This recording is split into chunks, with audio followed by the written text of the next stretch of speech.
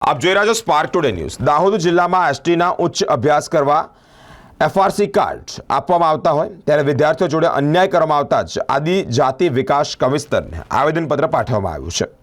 ચાલુ વર્ષે સરકાર પરિપત્ર કાઢીને એફઆરસી કાર્ડ મેળવવાની મનાઈ કરેલ છે, જેમાં દાહોદ જિલ્લાના આદિવાસી વિદ્યાર્થીઓ અને વિદ્યાર્થીઓનું ભવિષ્ય શું તે માટે દાહોદ જિલ્લા આદિવાસી વિદ્યાર્થીઓ, વાલીઓ તેમજ આગેવાનો દ્વારા આદિજાતિ વિકાસ મદદનીશ કમિશનર દાહોદના જે છે તેઓને આવેદનપત્ર પાઠવી અને પરિપત્ર જે ચાલુ શૈક્ષણિક સત્રમાં થયું હોય ત્યારે વાલીઓ અને વિદ્યાર્થીઓ પણ મૂંઝવણમાં પડ્યા છે।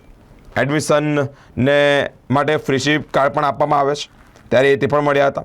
ઓફલાઈન એડમિશન શરૂ થયું છે। મેનેજમેન્ટ કોટામાં ગણાવી દીધેલા આદિવાસી અને આદિજાતિ વિકાસ કચેરી દ્વારા અન્યાય કરવામાં આવતો હોય તેને લઈને જ એક આવેદનપત્ર આદિજાતિ વિકાસ કમિશનરને પાઠવવામાં આવ્યું છે। જય આદિવાસી। આજે અમે અહીંયા દાહોદ આદિજાતિ ઓફિસની અંદર આવેદન આપવા માટે આવ્યા છે। એમાં જે ફ્રીશીપનું કાર્ડને કેટલાય વખતથી સરકારે ન આપવા માટે કેવા નુસ્ખાઓ અપનાવી રહી છે, એમાં જે આદિવાસી વિદ્યાર્થીઓ છે એ એનો ભોગ બની રહ્યા છે।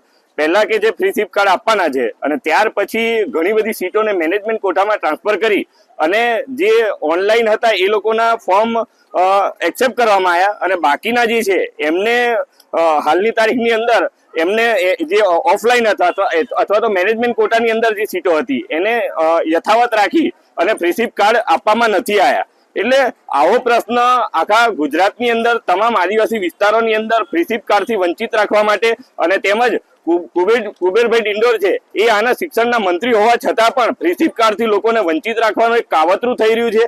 આદિવાસીઓને અભ્યાસથી વંચિત રાખવાનું અને ઉચ્ચ અભ્યાસની અંદર ન જવા દેવા માટેના આ ફ્રીશીપ કાર્ડ ન આપીને એક ક્યાંક કાવતરું થઈ રહ્યું છે અને આની રજૂઆત હાલ અમે જે દાહોદની અંદર આદિજાતિની અંદર કરી છે એ લોકો એમ કહે છે કે તમે ગાંધીનગર જઈને રજૂઆત કરો। તો અમારું એમ કહેવું છે કે જો અહીંયા ઓફિસ હોય તો એની રજૂઆત અહીંયાથી ગાંધીનગર સુધી થઈ જવી જોઈએ અને જો આમ ન થાય તો આવનાર સમયની અંદર અહીંયા પણ અમે તાળાબંધી માટે પણ અમે તૈયાર છીએ, તમામ વિદ્યાર્થીઓ સાથે તૈયાર છીએ। અને આ ફ્રીશીપ કાર્ડ તો દરેક માટે પ્રાઇવેટ અથવા તો એમને સેમી ગવર્મેન્ટ હોય કે ગવર્મેન્ટ હોય કે સેલ્ફ ફાઇનાન્સ હોય, તમામ જગ્યાએ આદિવાસી વિદ્યાર્થી અહીંયાથી અંતરિયાળ ને ડુંગરાળ વિસ્તારની અંદરથી ભણવા જતો હોય ત્યારે તમામને ફ્રીશીપ કાર્ડ મળવું જ જોઈએ। એની અંદર નાની પરિપત્રની અંદર નાની કલમો આપી અને વિદ્યાર્થીઓને વંચિત રાખવાનું જે કાવતરું થઈ રહ્યું છે એનાથી સરકારને અમે અહીં ચેતવણી આપીએ છીએ કે આવનાર સમયની અંદર તમામને ફ્રીશીપ કાર્ડ મળવા જોઈએ અને હાલના જે ચાલુ વર્ષની અંદર તમામ વિદ્યાર્થીઓ જ્યાં વંચિત રહ્યા છે એ તમામને તુરંત 15 દિવસની અંદર ફ્રીશીપ કાર્ડ આપવામાં આવે એવી અમારી રજૂઆત છે। નહીં તો આ જે વિદ્યાર્થીઓ છે ક્યાંક આવનાર સમયની અંદર જે નાનામાં નાની તમારી જે ફ્રીશીપ કાર્ડ ના આપવા માટેની જે આ જે નુસ્ખાઓ કરી રહ્યા છે એ આવનાર સમયની અંદર એ તમારો વિરોધ કરવા માટે પરિપક્વ થઈ જશે। જોહાર, જય આદિવાસી। કેતન બામણિયા મારું નામ પરમાર પારસિંગભાઈ બચ્ચુભાઈ, વતન બોરિયાલા, તાલુકો ગરબાડા, જિલ્લો દાહોદ। સાહેબ, આજે અમે આદિજાતિ વિકાસ કમિશનરની ઓફિસ દાહોદ અહીંયા આવ્યા છીએ। મારી બેબીને માણસા શાંતિ નિકેતન હોસ્ટેલમાં બીએસસી નર્સિંગમાં મૂકેલી છે, પણ અહીંયા અમે આજે ફ્રીશીપ કાર્ડ માટે કોલેજમાંથી બેબીને મોકલી ઓફિસે અહીંયા આવ્યા। ઓફિસના અધિકારીને રજૂઆત કરી તો એમને કીધું કે સરકારશ્રીનો પરિપત્ર છે, જેને ઓનલાઈન ફોર્મ ભર્યા એમનો જ અહીંયા ફ્રીશીપ કાર્ડ ભરવામાં આવશે અને તમારી છોકરીઓનો ઓફલાઈનમાં છે એટલે તમારું ફ્રીશીપ કાર્ડનું ફોર્મ તમને આપવામાં આવશે નહીં।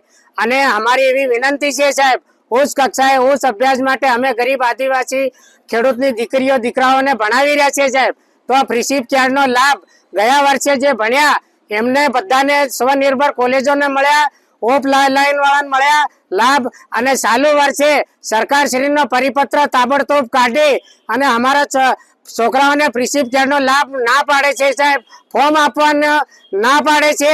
તો ખરેખર અમારે સરકારને, અમે બહુલ્ય આદિવાસી જિલ્લો છે અમારો દાહોદ અને આદિવાસીના ગરીબ છોકરાને અમારા મૂકેલા છે, તો અમને આ લાભ કેમ ના મળે સાહેબ?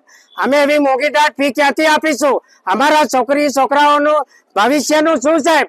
અડધાને આ ફ્રીશીપ કાર્ડ આપે છે ગયા વર્ષે, આ વર્ષે ફ્રીશીપ કાર્ડ સ્વનિર્ભર ઓફલાઈન વાળાને ના પાડે તો આ પરિપત્ર જે કાઢ્યો સરકારે એનો અમે સખત આદિવાસી વાલીઓ અમારા છોકરા છોકરીઓનો ભવિષ્ય ના બગડે એના માટે વખોડીએ છીએ, વિરોધ કરીએ છીએ અને ફરી આ સ્વનિર્ભર કોલેજ હોય કે ઓફલાઈન જે હોય એમને આ લાભ મળવો જોઈએ, જેવી મારી આપ સૌને વતી હું આ મારી નમ્ર વિનંતી અરજ કરું છું.